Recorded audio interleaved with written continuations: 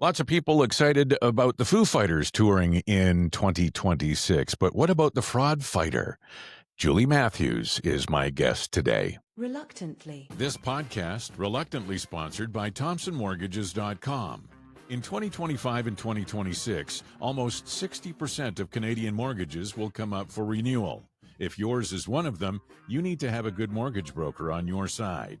Contact ThompsonMortgages.com and tell them you heard about them here on this podcast. Reluctantly. Hi, Terry. How are you? I'm very well. Thank you for asking. It's wonderful to see you. I have actually been very excited about our conversation today because there's been a number of things that have been happening to me of late that I want to ask you about. And I think this is going to be an extremely important and interesting conversation just based on what you are currently doing in, can I call it your second career, or like, how would you describe it? Yeah, I guess so. I mean, I guess maybe third, because I left Global News and the media to become a peace officer and fraud investigator for a decade. And then now I'm doing my own thing. As you said, kind of a fraud fighter, touring around, educating people on scams and frauds, talking to kids, teenagers, rural communities, seniors, and I'm absolutely loving it, honestly. Tell me about your global days. You were young when you got into news reporting and anchor desk, and you worked with a special crew. I've had Gordon Linda on the podcast recently, and you obviously know both of them and work closely with some other very familiar names at Global TV in Edmonton. You bet. Yeah, I feel very fortunate to have spent the decade that I did at Global News Edmonton in the troubleshooter segment, which was, an amazing franchise as well. But yeah, Gord, Linda, I mean, I was lucky enough to still work with some of the people that are still there today, Carol Ann. So many great people, so many great stories, seeing journalists hard at work. And yeah, I miss the people, that's for sure. When you started there, who was anchoring? Was it Gordon Linda or Yeah. Okay, because I go back to some. I remember I remember some people on the anchor desk long before Gordon Linda. So not to age myself or anything like that. When you were working at Global, and I called you the people shooter, by the way. That was that was that was my favorite name for the troubleshooter. But it was a very important job, and I think back to some of the things that they had at the time in television media. There were people who had basically a beat, and yours was, helping people who had been, done wrong for one reason or another. So I thought it was really important. It's sad to see that kind of thing, like Sulingo was the health reporter, you were the troubleshooter, and there was other people that would fall into different veins of reporting that were very specific. What kind of stories can you remember from back then that really stick out, you helping people? Interestingly, I was recently at a seniors talk in a small rural community in Alberta, and a lady came up to me and she said, I don't know if you remember me, but you helped me many years ago when you were the troubleshooter with a house mover story. And as soon as she said that, I remembered her story. These people had a house that had to be moved off a property, and they had hired this house mover and paid tens of thousands of dollars to basically secure this house move. And they came out and put it up on stilts, and, it was basically suspended in the air, and then they never came back. These poor people were left with this house, and it was in an area that was going to be demolished. So the house had to be off by a certain deadline. And so we did this story about this moving company. And in the end, another wonderful house moving company saw that story and came forward and cleared their schedule and moved that house for them the next day. I mean, stories like that. I had another case. I think the biggest check that I ever had returned after a story was $135,000 that a family had been fighting for something like 2 years to get back. And after we did, one story, they had a check within 2 days. Wow. So rewarding. And it's sort of the thing, like having a background in radio, I talk about at times there's huge radio prizes that people have an opportunity to win on a radio station during the ratings period, spring and fall. And we've given away tens of thousands of dollars. And I've always said, the second best thing to winning that kind of cash is being able to give away that kind of cash and get that response. So it must been a similar feeling that you had when there was that kind of a response and that kind of a reaction to somebody's plight, right? As quickly as it happened. Absolutely. I mean, that was my favorite part of the job. It didn't have anything to do with being on camera or being on the news. Honestly, I loved sitting at someone's kitchen table and hearing their story and then turning that into a news article where we could say, okay, this is what happened to this family. What can we all learn from what happened to them to keep that from happening to us? And it was always a bonus when a wonderful result would come. I was always amazed at the generosity of Edmonton businesses and Albertans in general who would come out of the woodwork to help people, or even simple stories like someone finds a photo album in a dumpster and we would put it on the air, or they found in the old days, right? They found a camera and they would, turn it into the news, and we would put some of the pictures on the news. And I remember one story where this, photo album had been found and turned in, and we put it on the news. And it turned out to be lost memories that this family had lost this wedding album that had belonged to their parents, and they never knew what happened to it. And they were just in tears when they picked up this album, just to get those memories back. So even stories like that, they do really stick with you. In this day and age of fake news and so much being generated by new technology and manipulated by governments hither and yon, to and fro, whatever the case, it's and some people might, might say, "Oh, well, that's not real news. You're just" but the thing is, it's a real story. Finding a photo album and then putting it on a news package at 6 or 5:30 or whatever the case may be, it may not be the top of the headlines where, 3 were killed in X gunfight or whatever the case, but it's a real story. It's people's lives, and having the ability and the talent to tell a story like that and to get a reaction from people and to get people to respond to it in order to help or to discover or whatever, I think is a real talent. So I'm gonna give you kudos for that. I thought you did a terrific job in your global days. Thank you. Yeah, I really enjoyed being troubleshooter, and I still, like I said, have people come up to me who remember the segment and miss it, and remember the stories in some cases more than I do, which is wonderful that people connected with it, and just helping other people, I think, is what really appealed to others about that. What led you from, when everything finished for you at Global, what led you to becoming a peace officer? And was it like, were you driving around in the peace officer vehicles and pulling people over for speeding? And like, how did that all happen? And what was the extent of your duties there? Yeah, well, it actually started for a couple of reasons. One, I had 2 small children at the time, and just with the hours, of being in the media, as you well know, I was getting home when my young boys were already in bed. And so, there was coming a point where I was like, I'm kind of missing out on some things. And so around the same time, I actually did a news story on something called the Consumer Investigations Unit, which is a team of peace officers within Service Alberta that were doing bait houses and undercover operations for home inspectors and contractors. And I did a news story on this team, and I thought, wow, that's really interesting. I didn't know that a team like this existed. And then fast forward 6 months later, the boss of that team reached out to me and said, hey, we have an opening. Any chance you'd be interested? And so I started to think about it. And then over the next year or so, it just seemed like a really good opportunity. I had become kind of a fraud nerd, as I like to call myself now, through my troubleshooter days and helping people. And this seemed like a way to go from trying to embarrass businesses on TV into doing the right thing, to going to trading the microphone for a badge and actually trying to charge those businesses instead. So no gun, no police car, no uniform, but I did have a badge. And Terry, my badge number was 007.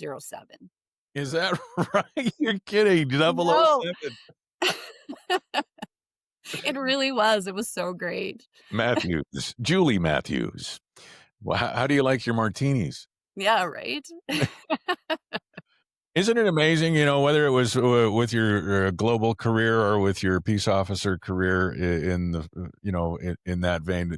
Isn't it amazing how many douchebags are out there that just want to take advantage of other people for nothing but benefit of themselves? Yeah, there's a lot of bad people out there. And I've also find over the years, sometimes a business doesn't start out that way, but then something happens, right? Like the owner gets themselves into some financial difficulties, they overextend themselves, maybe a contractor when they first take those jobs actually intends on following through and doing all of those decks, for example, and then suddenly they've overextended themselves, they're running out of money, and then so that's when the lies and the delays start, and then, uh-oh, they're in trouble now, right? And then that's when you get these complaints and consumers coming forward. Did you ever find yourself in a double sort of sympathetic situation where, yes, there was somebody that was a victim of the business, but there was also the business was a victim as well for some reason or another? Like, it's one thing to overextend yourself and that sort of thing, but and have poor business practice. But what if the business was done wrong by somebody, which forced them into a situation which ended up being a domino sort of deal? Well, as a peace officer, I mean, we enforced the consumer protection legislation at the time. And so that laid out certain, ramifications and certain laws that we could enforce. But yes, as part of an investigation, obviously, peace officers talk to everyone involved. So you would talk to the consumer who had the experience and the complaint, but then you would also talk to the business. And for sure, I mean, there were cases where, you would meet a small mom and pop operation and, a landlord situation is a good example. I would meet mom and pop landlords where literally, a very sweet elderly couple,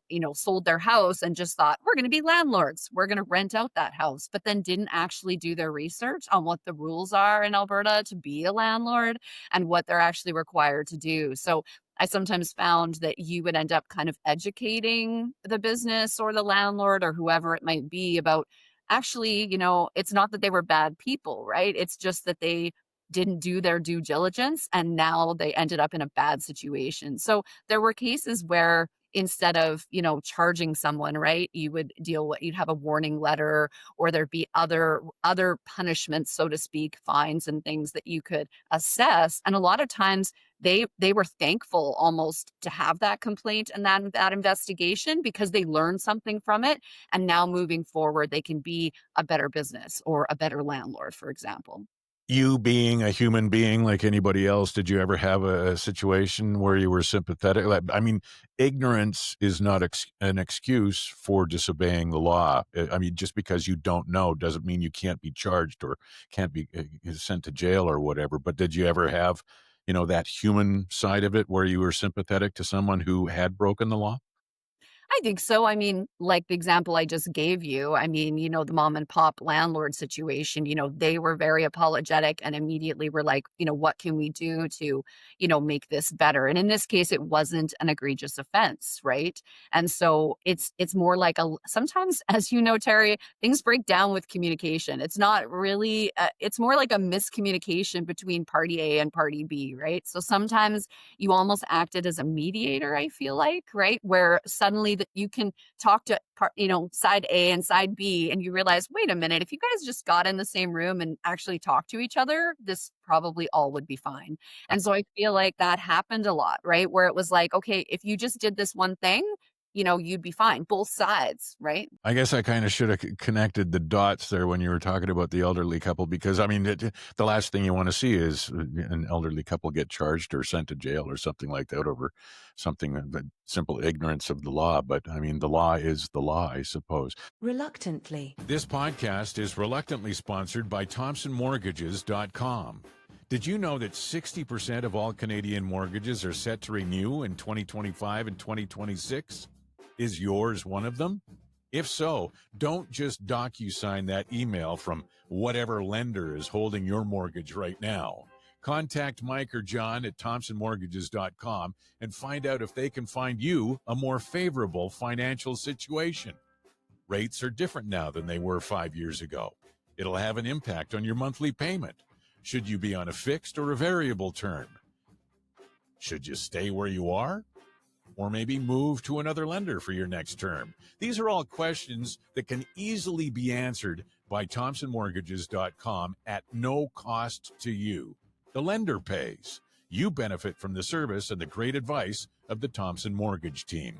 Contact them through thompsonmortgages.com and tell them you heard about them on the Reluctantly podcast. Reluctantly. So you said you had your badge was 007, but you didn't carry a gun, so you weren't licensed to kill or anything like that. No, not that kind of training. No. Did you have to go through any physical training like a lot of times they would in police academy or something like that? Yeah, they have a peace officer training course. I believe it was 4 or 5 weeks that's offered for specifically peace officers in Alberta that are part of, non-police forces, right? So like SPCA officers or AMVIC, so Alberta Motor Vehicle Industry Council, they have investigators there. So it's a specific training portion. And yes, part of it was basically physical training about how more to defend ourselves in terms of keeping ourselves safe, right? So if you end up in a situation, how to basically be able to get away safely and then be able to call for help. So some training, definitely learning how to put people down on the mat and that sort of thing. So that was definitely interesting. You have to climb under any rope ladders and up and down any stuff like military training. No, no, nothing as intense as that. I find it interesting, things that you see in movies, and you just think, I wonder if that it's. And was watching you on Global for all those years as the troubleshooter, I just you never end. I guess I just didn't imagine you. Not that I couldn't picture you doing those things. It's just I didn't imagine you, going through police training for some reason. That's just something that kind of Right. blows my mind. And I'm tougher than I look. Come on, Terry. Chasing down people as troubleshooter and sticking that microphone or that camera, chasing down, people down the sidewalk and, asking those tough questions, definitely put yourself in a confrontational situation, quite often. But yeah, I could see why you wouldn't necessarily see me as a peace officer for sure. Well, you can handle yourself. I suppose there were times where there was actual physical confrontations that you had to deal with you when you were doing that for Global too, huh? Yeah, I think there's, a lot of media out there that probably have a story about some sort of incident, over the years, not when I was at Global, but when I was working at a different TV station, we were covering a court case and this particular person that we were trying to interview that was there for his trial, it wasn't a violent crime in any kind, blue collar crime. And he came out and we tried to talk to him and he took off running down the street. And my cameraman and I chased after him to try and get the interview. And then we ended up kind of, reaching the end of the street and he kind of found himself boxed in. And then he started getting pushy, right? He started pushing the cameraman and pushing me. And so trying to learn those de-escalation skills, right? To calm people down and take a step back and be like, we're not here. We're just here to talk to you. Like, if you don't want to talk to us, it's okay, but we'd really like to hear your side of the story. And in the end, it worked out. He was, for the first time, this guy actually did an interview with the media and told his story of what happened. But, that's just one instance. You definitely find yourself in some interesting situations for sure. Okay, I'm going to make a note of that. Don't mess with Julie. And I mean, it's not like you're an MMA fighter, but you can handle No, yourself. definitely not. Definitely not. Okay. October was Cybersecurity Month, and even though is it worldwide? Is it North America? Is it Canada? What is the extent of it?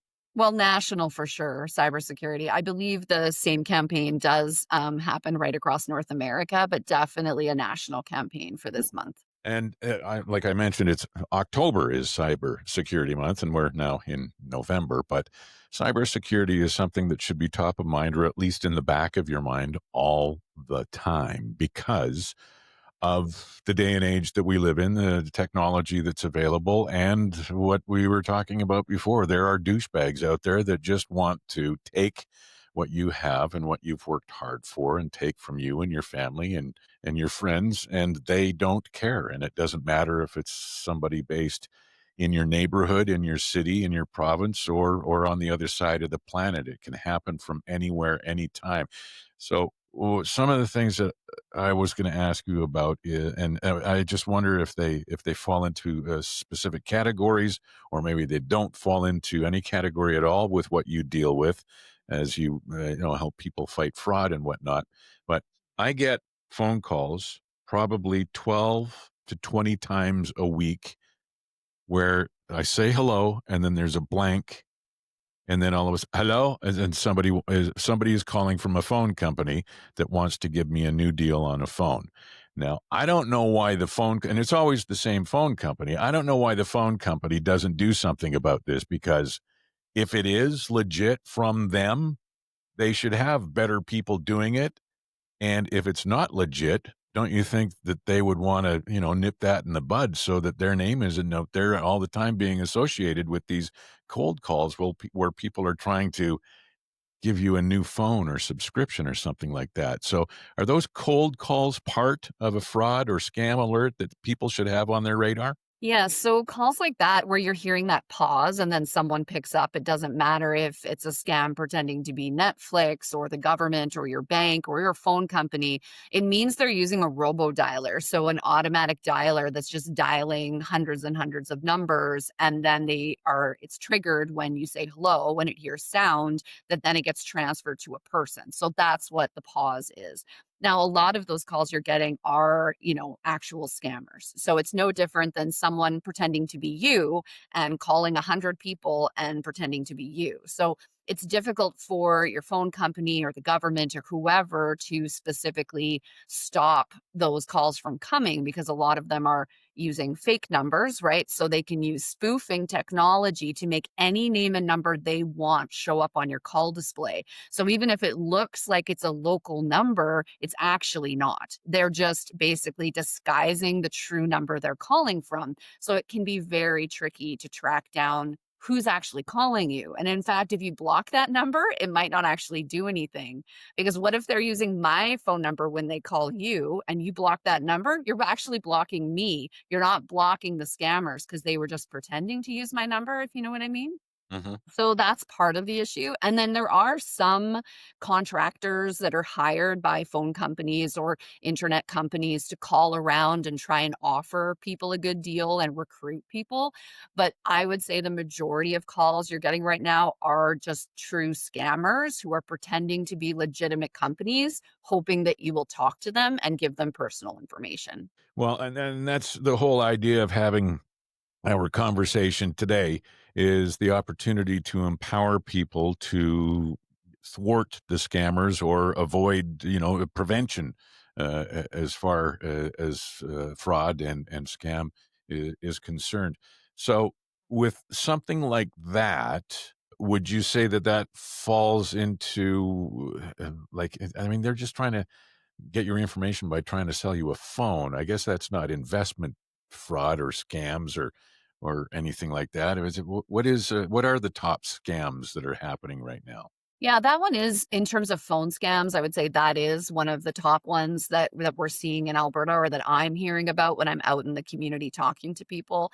The phone pretending to be the phone company. And not always are they trying to sell you a new phone. Often they will offer you some sort of a loyalty discount on your bill, and then they want to verify information on your account. But what they're actually trying to do, that information you give them, they're actually using it to get into your real phone account, buying their scammer buddies 4 new iPhones and charging it to your account, maybe asking you for a credit card number, and then off they go.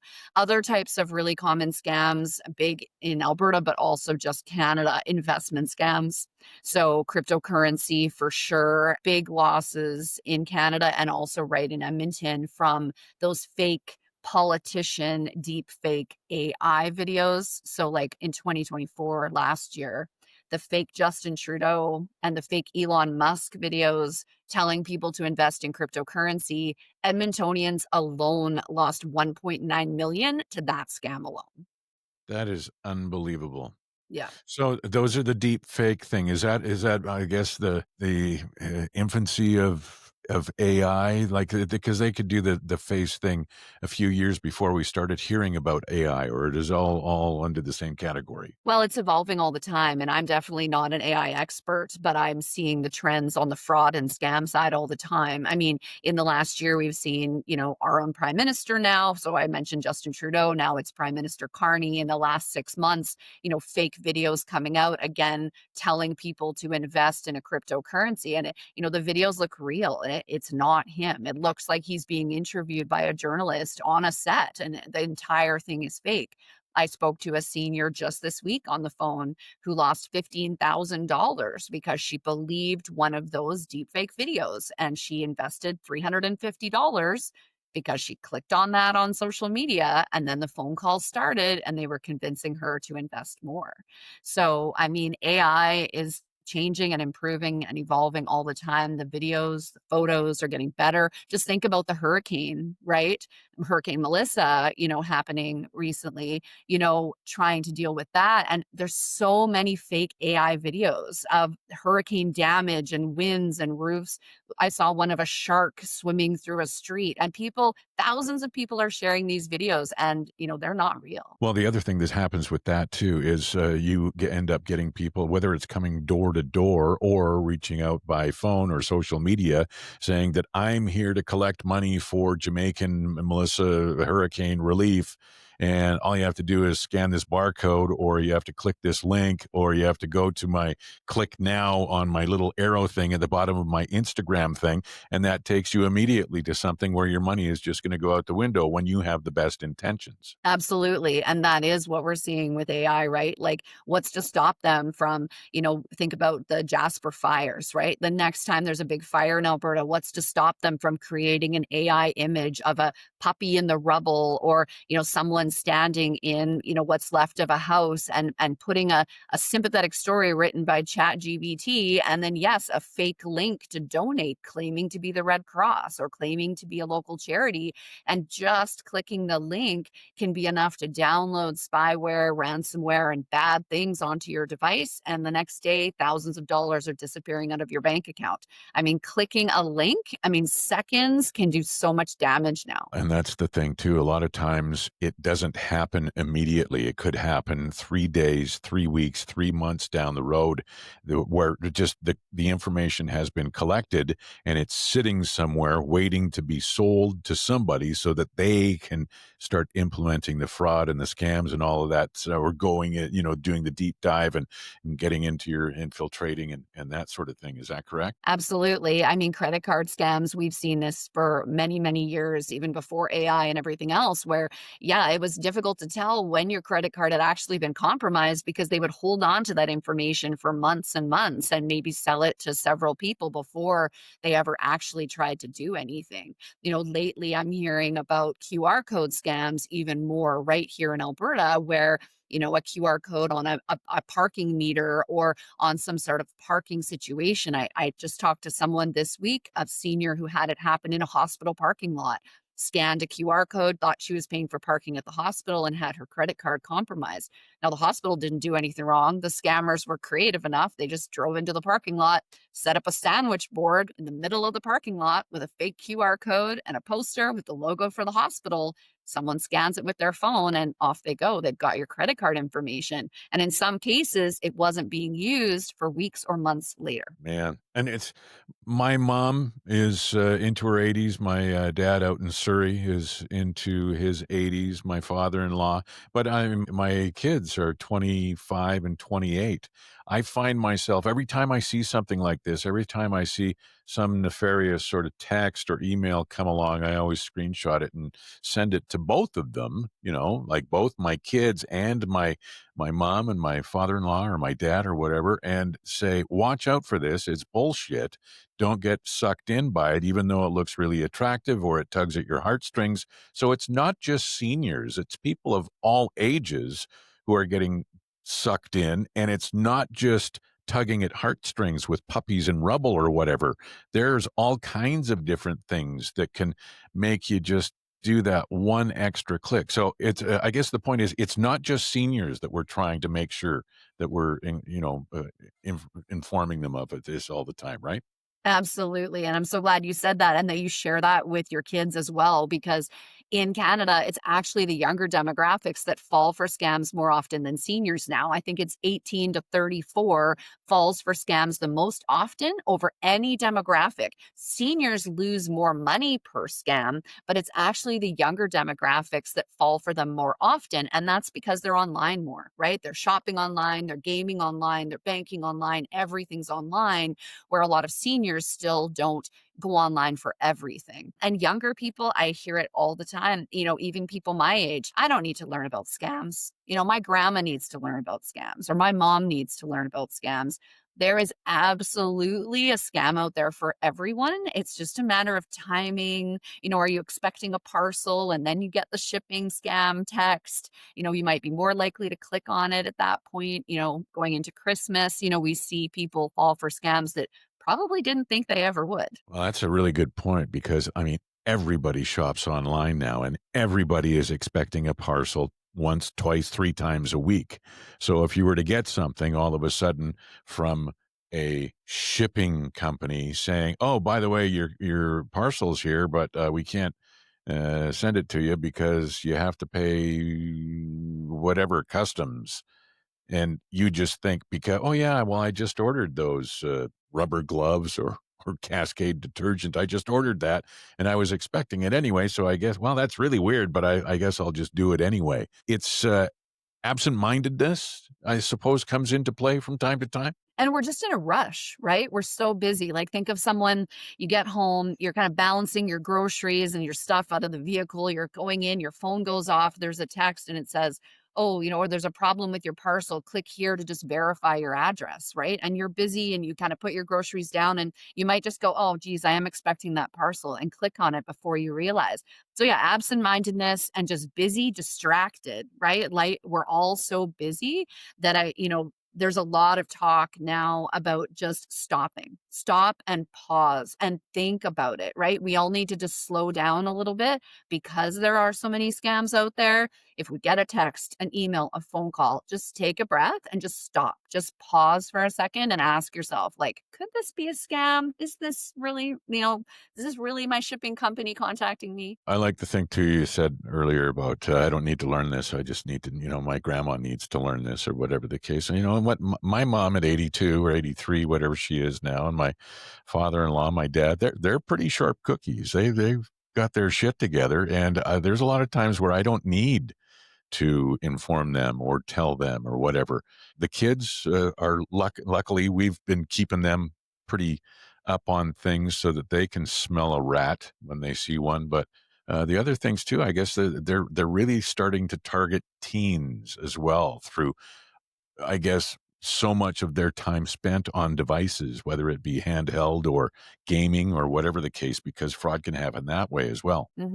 I have 2 teenage boys and, they're obviously on their phones a lot, whether it's Snapchat or TikTok or whatever it might be. Now, they grew up with me as a mom, so you can imagine they're a little suspicious and they like to show me the scam messages they get, but I'm always shocked and surprised at the things that they see or that come across their feed. I go to junior highs and high schools doing scam talks as well. And it's very common that they will say that. They'll say, oh, I don't need to learn about scams. My grandma should be here. And I'll be like, oh, you just wait. And then we talk about fake Taylor Swift profiles, fake Sabrina Carpenter, Morgan Wallen. What do they look like?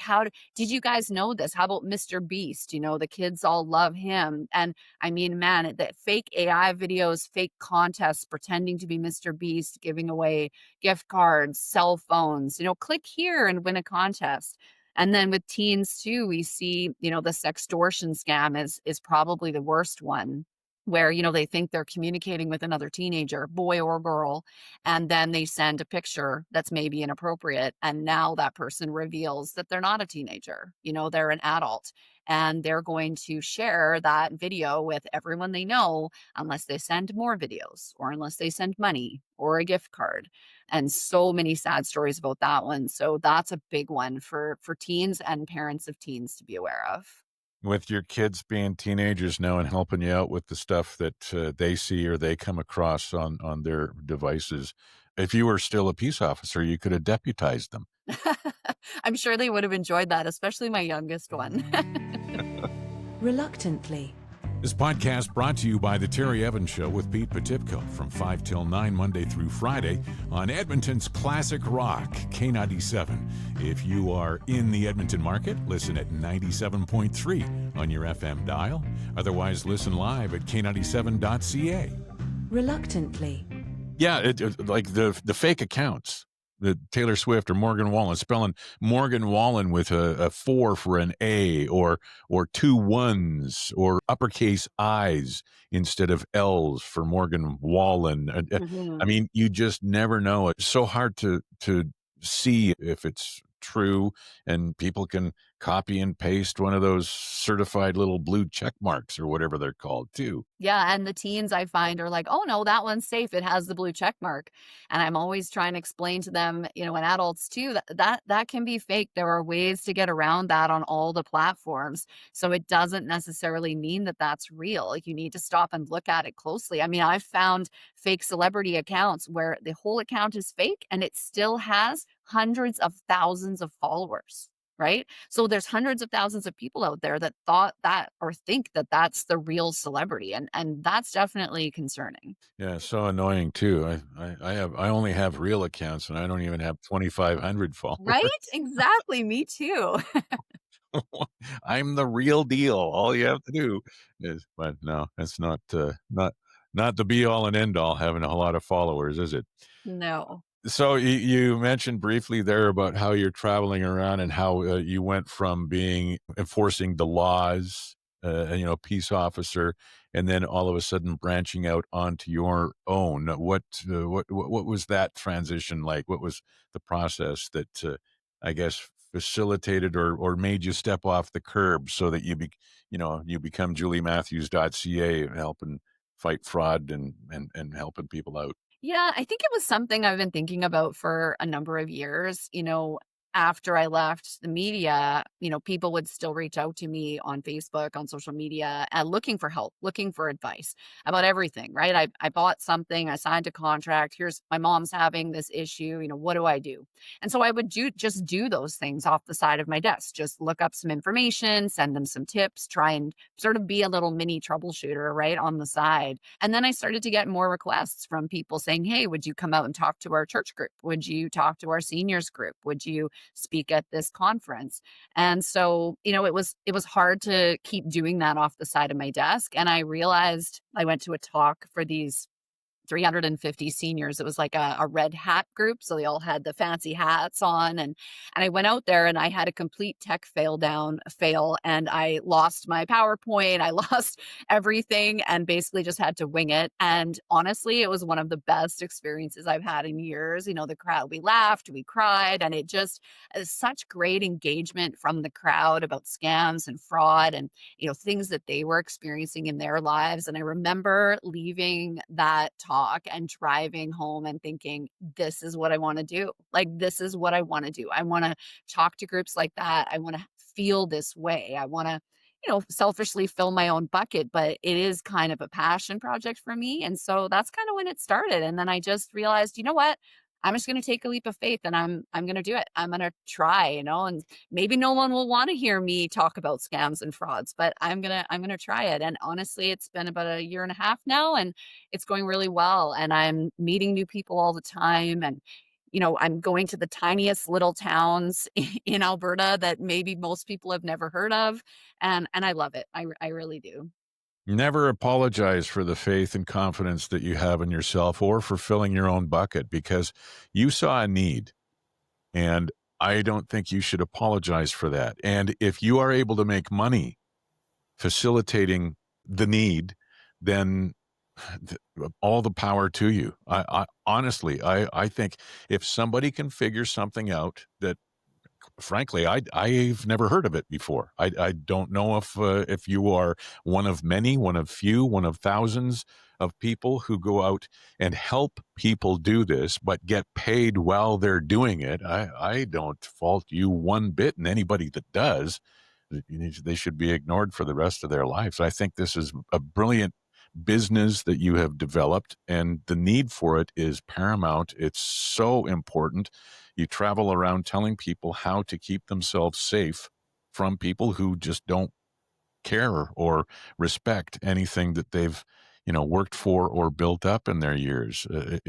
So good for you. This is exactly what you're doing. You're building up something from the ground zero. I think it's amazing when you're in these small towns and you talk to schools or students or a seniors lodge or the Shriners, I guess, with all the red hats that you were referencing. I would imagine you said you laugh, you cry. There's probably stories from within those rooms where you find out something and people are telling you something for the very first time that they were ashamed to say to anybody, their friends or their family, right? Yeah, and I definitely have shed tears, and I won't, it won't be the last time for sure. I definitely have people part of my talks, I always say, put up your hand and ask questions if you'd like, but I'll always hang around afterwards and talk to anyone who wants one-on-one. If you're not comfortable asking your question in front of the group. And after almost every presentation, some I get a little lineup of people and there'll be someone who hangs back and waits till the very end. And then it's usually because they're about to tell me something really personal about what's happened to them. They've been scammed or someone they love has. And, there's been so many cases where they tell me, "You're the only person I've told. I've been too embarrassed to tell my kids or my friends or my family, and I don't know how to tell them, and I don't know what to do."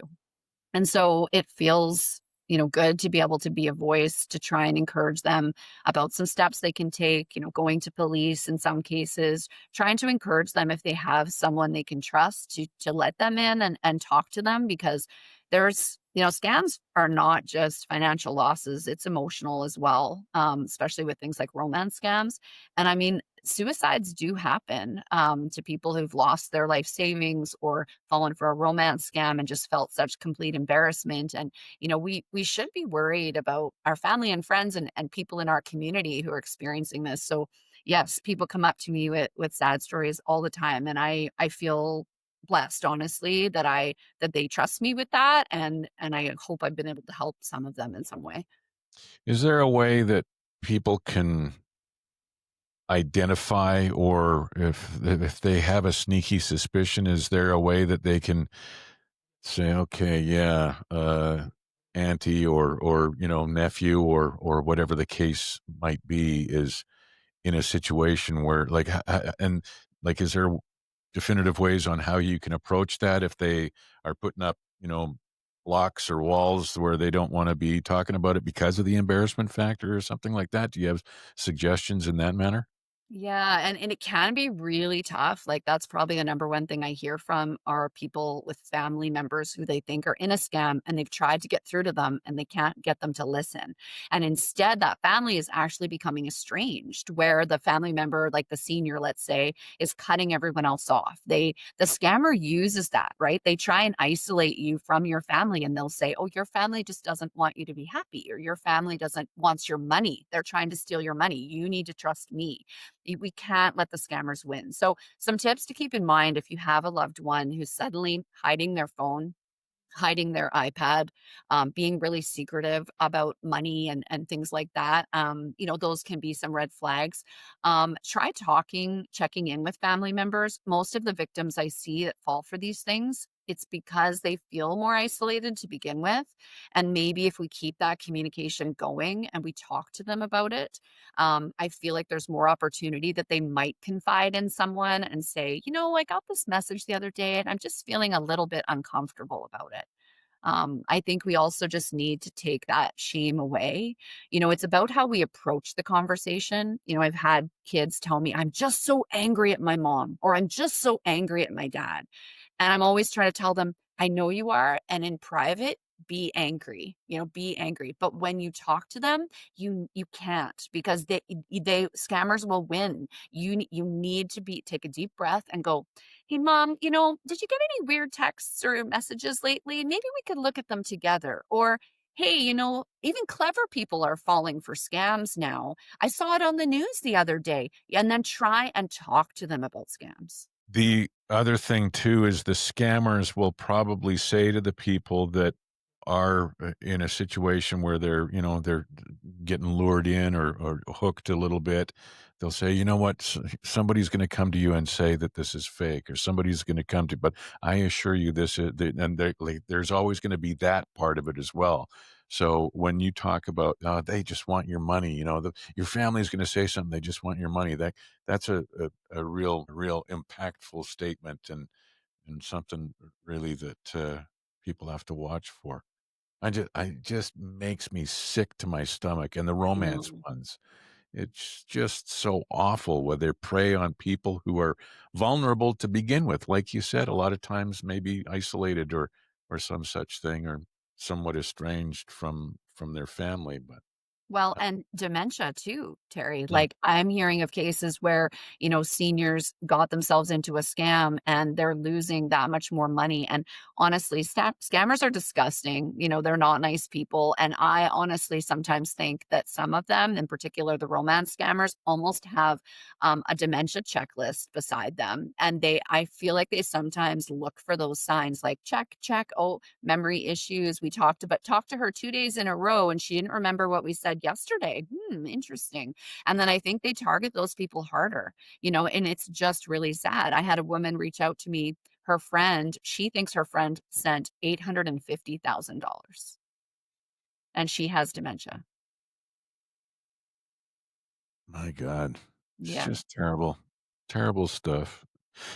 There's been, well, I'm sure that you could probably talk to me for another 2 hours about some very specific stories just like that one, but I don't know if I can, if my stomach or my heart can take it, because it is so devastating. And the people that often are affected by it lose life savings that are set up for themselves or set up for their family after they're gone, if they do happen to be elderly. Or what it ends up happening is it ends up costing a family. If it's a young person, they get into a situation where they can't turn it around, they can't turn it off, and it just, all of a sudden, it just ends up costing more and more and more. So a young family could be just as impacted by this, with the amount of money going out of the house. It's just so terrible. Yeah, absolutely, but there are success stories too. Like, I did a three-way call with a mom and her daughter, and the daughter was the same age as me, and she was in a romance scam, and she was just about to send $5,000 that she did not have. She was taking out a high-interest loan to send that money, and so her mom convinced her to talk to me, and she didn't want to at first, and then by the end of the call, she was crying, and we shared, how romance scams work and some of the tactics, and by the end of the call, we'd gotten through to her and she never sent the money. So, talking about it and that prevention and that education really can make a difference. So, there's so many sad stories out there, but there are some wins too. Having the opportunity to talk to you, I'm sure was a huge benefit. And maybe it opened. Maybe there's a little bit of a gateway that opened between the mother and the daughter as far as communication goes. Maybe there was something lapsing before that you ended up being a bridge for. So I commend you for that as well. The other thing too, you're a spokesperson for the new Canadian Anti-Scam Coalition as well. When did that happen? Yeah, that's brand new. They just launched the Stand Against Scams campaign, all about fraud prevention and education in Canada. Really excited to be a part of it. And specifically, I chose to be a part of it because of what we've been talking about, because I see that impact firsthand. And anything we can do on a national scale to increase that awareness and education for fraud and scam prevention, I think is so amazing, because fraud's not sexy to a lot of people, right? It's not, a really exciting topic for people to talk about it, but that's the problem. That's how the scammers are winning. We need to start talking about frauds and scams and how to protect ourselves. Right on your website, it says, let's fight fraud together. JulieMatthews.ca. The scams are all around us. Presentations in the news, Julie's videos, resources, contact information, and everything. An email so that you can get in touch with Julie. Oh my God, you have a cat that's just Sorry. like mine. I have a cat. Sorry, she What's decided to join us. what's your cat's name? That's Piper. Piper. My cat's name is Fizz. Looks exactly like that, except Fizz is 19. Oh, really? She's She's about 10, I think. Yeah. anyway. Back Sorry. JulieMatthews.ca. No, that's fine. I thank you so much for joining me today, and I hope that people will take the time to listen to this right through to the end, And then when they're done, I hope they share this with someone that they care about. I hope a lot of people to take you up on the opportunity to book you for your presentations and to help people avoid fraud. I really do think you're a superhero, and you should, if you don't already have one, you should have a cape. Thank you so much, Terry. I appreciate you chatting with me. Reluctantly. This podcast reluctantly sponsored by ThompsonMortgages.com. When you contact them, please tell them you heard about them on the Reluctantly podcast. Don't just sign your renewal. Contact Mike and everyone at ThompsonMortgages.com and make sure you get the next term that works for you. Reluctantly.